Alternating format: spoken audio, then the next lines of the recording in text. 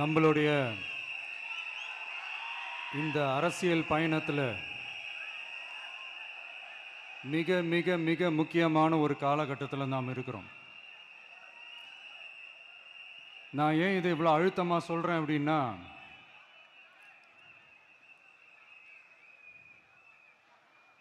ஏதோ அழுத்தம் இருக்குமோன்னு நினைக்கிறீங்களோ? அழுத்தமா? நமக்கா?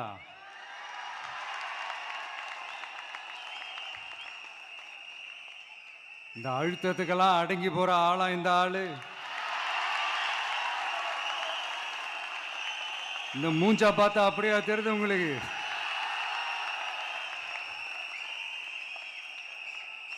அதனால அப்படியெல்லாம் நடக்காது. அதுவும் முக்கியமா நம்ம கிட்ட அதெல்லாம் நடக்கவே நடக்காது. ஆனா அழுத்தம் இருக்குதான்னு கேட்டீங்கன்னா இருக்குது. அது நான் இல்லைன்னு சொல்ல வரல. நமக்கு இல்ல, மக்களுக்கு. தமிழ்நாட்டை இதுக்கு முன்னாடி ஆண்டவங்களும் சரி பாஜகவுக்கு அடிமையாக தான் இருந்திருக்கிறாங்க. ஸோ அவங்கள நம்பியும் ஒரு பிரயோஜனமும் இல்லை. இப்போ ஆண்டுகிட்டு இருக்கிற இந்த திமுக அரசாச்சும் நமக்கு ஏதாவது செய்வாங்கன்னு பார்த்தா இவங்களும் அவங்கள மாதிரியே தான். இன்னும் சொல்ல போனால் ஒரு படி மேலே, இன்னும் மோசம். அவங்களாச்சும் நேரடியாக சரண்டர் ஆகி இருப்பாங்க, இவங்க மறைமுகமாக சரண்டர் ஆகி இருக்கிறாங்க. அவ்வளோதான் வித்தியாசம்.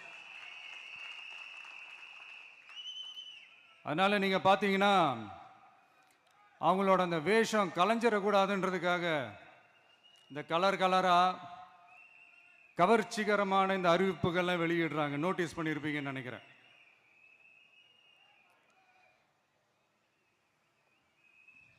அதனால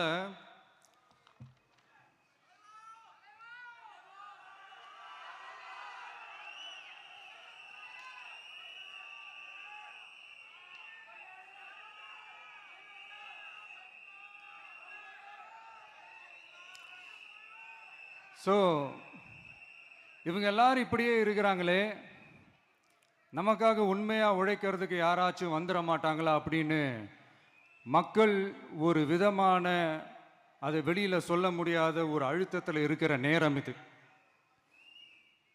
மாற்றி மாற்றி ஓட்டு போட்டு ஏமாந்து அவங்க இப்போ நம்மளை நம்புகிறாங்க.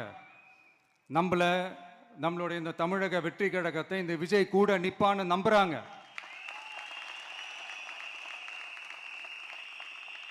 நம்மளை நம்புறவங்களுக்காக நாம நம்பிக்கையோடு இருக்கணும்ல.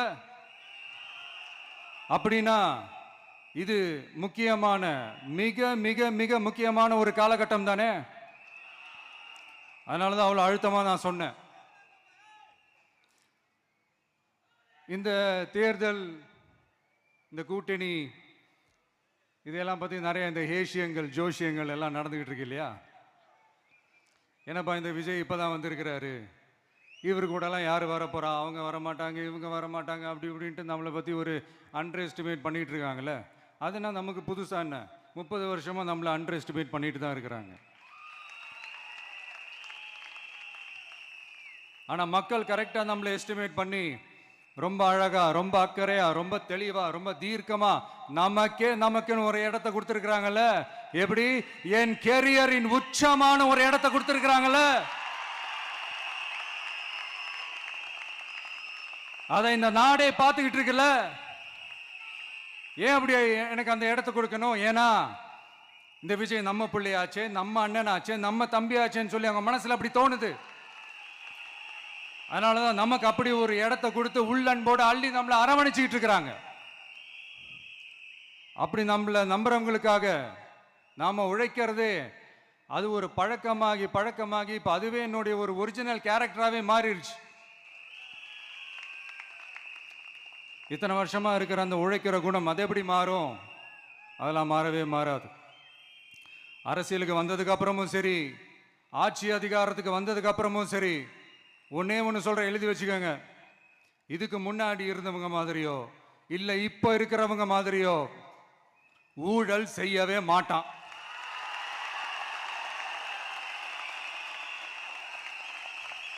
ஒரு பைசா தொட மாட்டான். எனக்கு அது அவசியமே இல்லை. புரிஞ்சுங்களா உங்களுக்கு? எனக்கு அதை தொட வேண்டிய அவசியமே இல்லை.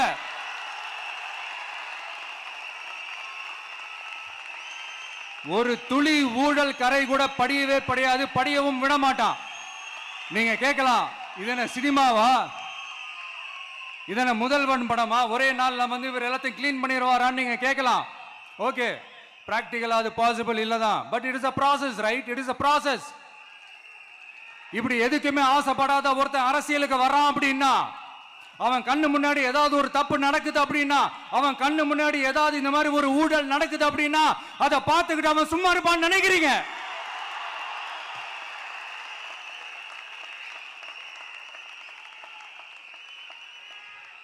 அதனால இந்த தீய சக்தியா இருக்கட்டும், இந்த ஊழல் சக்தியா இருக்கட்டும், ரெண்டு பேரும் தமிழ்நாட்டை ஆண்டவை கூடாது.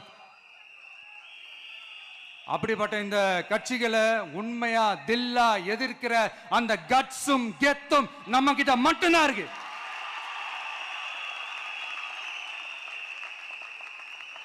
அதனால நீங்க என்ன சூழ்ச்சி நம்ம மேல பண்ணாலும், என்ன அழுத்தம் நீங்க கொடுத்தாலும், இந்த அடங்கி போறதுக்கோ, இந்த அண்டி பொழைக்கிறதுக்கோ, இல்ல இந்த அடிமையா இருக்கிறதுக்கால நாம அரசியலுக்கு வரல.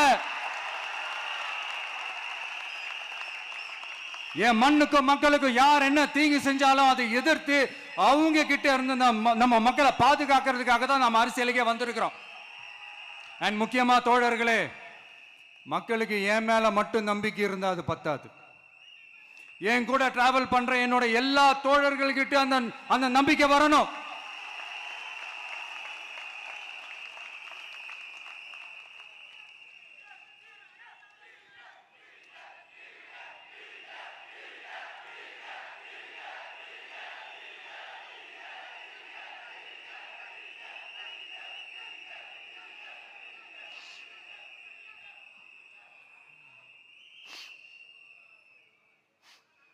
அந்த நம்பிக்கை இல்லைன்னு நான் சொல்ல வரல, இருக்குது. ஆனா அதை தொடர்ந்து இருக்கிற மாதிரி நீங்க எல்லாம் நடந்துக்கணும். தப்பு பண்ண யாரா இருந்தாலும் தப்பிக்கவே முடியாதுன்ற அந்த ஒரு பயம் இருக்கணும். எல்லாரும் உங்களை தான் கேட்கிறேன், எல்லாரும் உண்மையா உழைப்பீங்கல்ல?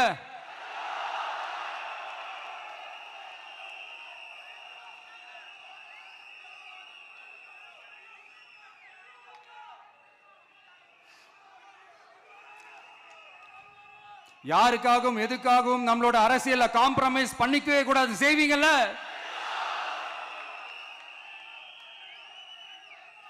அண்ட் தயவு செஞ்சு எல்லாரும் கொஞ்சம் ஒற்றுமையா இருந்து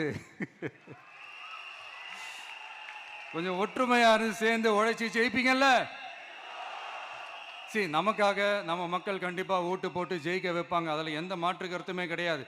அப்படி ஜெயிக்கிறதுக்காக நாம் என்ன செய்ய போறோம்? மக்களிடம்னு செல்னு அறிஞர் அண்ணா அவர்கள் சொன்னதை ரொம்ப டீப்பாக சின்சியராக அடாப்ட் பண்ணுறதோட மட்டும் இல்லாமல் நம்மளோட அரசியலில் அதை செயல்படுத்தணும். அதுதான் முக்கியம். ஏன்னா இப்போ அரசியல் இருக்கிறவங்க அண்ணாவை மறந்துட்டாங்க. அண்ணா ஆரம்பித்த கட்சியும் அண்ணாவை மறந்து சுயநலமாக மாதிரி பல வருஷம் ஆச்சு. அண்ணா பேரில் இருக்கிற கட்சியும் அவரை மறந்து பல வருஷம் ஆச்சு. ஆனால் நாம அவரை மறந்துடக்கூடாது. மக்கள்கிட்ட போகணும், மக்களோட மக்களாகவே இருக்கணும், மக்களுக்காகவே இருக்கணும். அதுக்காக நம்ம என்ன செய்ய போகிறோம், என்னெல்லாம் செய்ய போகிறோம், அதுக்காக தான் இந்த மீட்டிங். ஆரம்பிக்கலாமா? இந்த ரெண்டு கட்சிகள், ஆண்ட கட்சியா இருக்கட்டும், இப்போ ஆள்ற கட்சியா இருக்கட்டும், அவங்கள பொறுத்த வரைக்கும் பூத்துனா என்ன தெரியும்ல? அவங்கள பொறுத்த வரைக்கும் பூத்துனா கள்ள ஓட்டு போடுற இடம். ஆனா நமக்கு, நம்ம டிவிகேவுக்கு அது ஒரு ஜனநாயக கூடம். அங்க ஜனநாயகம் திருடுறாம நம்ம பார்த்துக்கணும். ஒவ்வொரு ஓட்டையும் நம்ம பாதுகாக்கணும். எப்படி பாதுகாக்கிறது? ஒவ்வொரு வீட்டில் இருக்கிற ஒவ்வொரு ஓட்டும் நமக்கு தானே ஃபர்ஸ்ட் கன்ஃபார்ம் பண்ணுங்க. எனக்கு தெரிஞ்சு தமிழ்நாட்டில் ஒரு 2.25 கோடி ரேஷன் கார்டுகள் இருக்கும்னு நினைக்கிறேன். அவங்க எல்லாரும் வேற வேற எந்தெந்த கட்சியில் இருந்தாலும் கட்சி வேறுபாடு எல்லாத்தையும் தாண்டி இந்த விஜய் அவங்க வீட்டில் ஒருத்தனா வாழ்ந்துட்டு இருக்கிறான். அவங்க என்ன அவங்க குடும்பத்தில் ஒருத்தனா பார்த்துக்கிட்டு இருக்கிறாங்க. அதனால இந்த கட்சி கிட்சி எல்லாத்தையும் தாண்டி இந்த விஜய் கூட கூட நிக்கணும்னு முடிவு பண்ணிட்டாங்க. அதனால அப்படி முடிவு பண்ண அவங்கள பாதுகாப்பா பூத்துக்கு கூட்டிட்டு வாங்க. நம்மளோட இந்த விசில் சின்னத்துக்கு ஓட்டு போட வைங்க.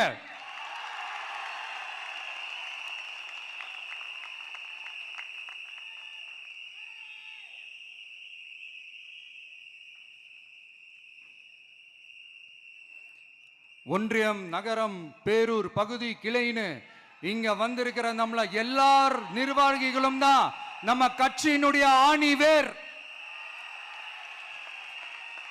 நீங்க எல்லாரும் சுதந்திரமா செயல்படணும், சுதந்திரமா செயல்பட விடணும்.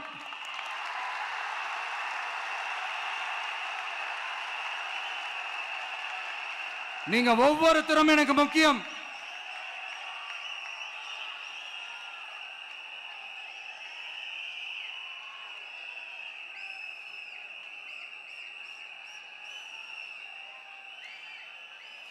நீங்க தான் நம்மளுடைய இந்த BLAs பூத் லெவல் ஏஜென்ட்ஸோட களத்தில் நின்று வேலை பார்க்க போற ஃப்ரண்ட் லைன் வாரியர்ஸ். இப்ப நடக்க போறது வெறும் எலெக்ஷன் கிடையாது, இது ஒரு ஜனநாயக போர். இந்த டெமோக்ராட்டிக் பேட்டில லீட் பண்ண போற கமாண்டர்ஸ் நீங்க தான்.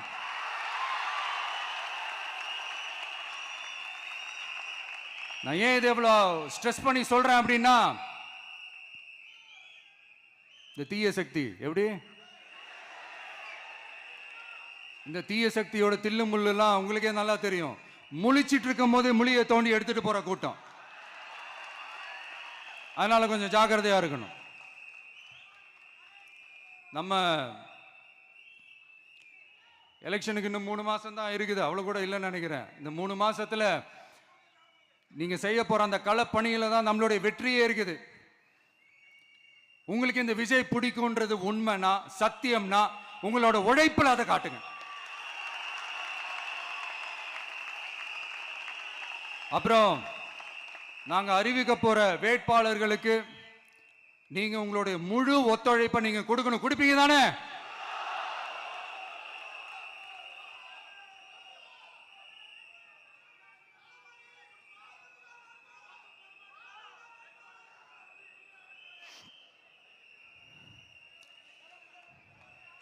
உங்க எல்லாரையும் ஒரு எனர்ஜைஸ் பண்ற மாதிரி உண்மையா நடந்த ஒரு கதை ஒன்று சொல்றேன்.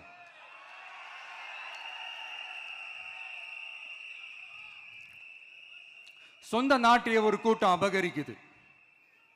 சொந்த நாட்டிலேயே இருக்க முடியாத அளவுக்கு ஒரு நெருக்கடி ஏற்படுது. ஸோ வேற வழி இல்லாமல் அந்த நாட்டை விட்டே வெளியே போய் வேற ஒரு இடத்துக்கு போய் காடு மலை அப்படி இப்படின்னு சுற்றி மறைஞ்சு வாழ வேண்டிய ஒரு சூழ்நிலை ஏற்படுது. என்னடா இப்படியே ஓடிக்கிட்டு இருக்குமேன்னு சொல்லிட்டு தன்னோட நட்பு சக்திங்க கிட்ட பேசி ஒரு பெரும் படையை திரட்டிக்கிட்டு அதிரடியாக ஒரு போரை நடத்தி அந்த நாட்டையே திருப்ப மீட்டு எடுத்தது யார் தெரியுமா? நம்ம கொள்கை தலைவர்களை ஒருத்தரான ராணி வேலு நாச்சியார் அவர்கள் தான். அவங்களுக்கு அந்த நட்பு சக்தியா கூட இருந்து உழைச்சது சின்ன மருது, பெரிய மருது, சையது, கார்கின்னு சொல்லிட்டு அந்த 3 பேரும் தான். ஆங்கிலேயர் படை, ஆற்காட்டு படை மாதிரி அந்த 2 பெரும் படையை அடிச்சு துவம்சம் பண்ணிட்டு அந்த நாட்டையை திருப்பி மீட்டு எடுத்தது வேலு நாச்சியார். அன்னைக்கு இருந்த ஆங்கிலேயர் படை, ஆற்காட்டு படை மாதிரி இன்னைக்கு என்னென்ன படை இருக்குதுன்னு உங்க எல்லாருக்குமே நல்லா தெரியும். அதனால அந்த 2 படை மட்டும் இல்ல, இன்னும் எத்தனை படை வந்தாலும் எதிர்த்து நின்று ஃபேஸ் பண்றதுக்கு ஒரு நல்ல தலைமையும் இத்தனை சக்திகள் என் கூட இருக்கும் போது, இத்தனை சின்ன மருது, இத்தனை பெரிய மருது, இத்தனை சையது கார்கிகள் என் கூட இருக்கும் போது நம்ம நாட்டை நம்மளால மீட்டெடுக்க முடியாதான?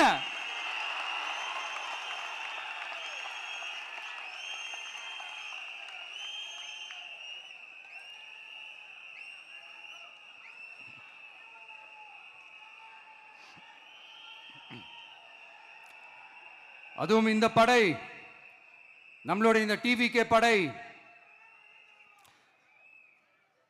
நட்பு சக்தி இருந்தாலும் இல்லைனாலும் தனியாவும் நின்று கெத்தா ஜெயிக்கிற அளவுக்கு ஒரு மிகப்பெரிய படை. அதுலயும் ரொம்ப முக்கியமா இன்னைக்கு இந்த கூட்டத்துக்கு வரலனாலும் நான் அந்த போர்ல நடந்த அந்த கதை மாதிரி கட்ஸான குயில்கள் நிறைந்த பெண்கள் படையும் நம்மளோட இருக்கிறாங்க. அந்த பெண்கள் படையை பார்த்துதான் அரசியல் அரங்கமே அதிர்ந்து போயிருக்குது. அதனால எல்லாரும் ஒரு நிமிஷம் எனக்காக எந்திரிச்சு நில்லுங்களேன் ப்ளீஸ். நான் சொல்றதை கொஞ்சம் ரிப்பீட் பண்ணுங்க. இந்த 2026 சட்டமன்ற தேர்தல்ல நாம எல்லாரும் உண்மையாக உழைப்போம், சத்தியமாக உழைப்போம்.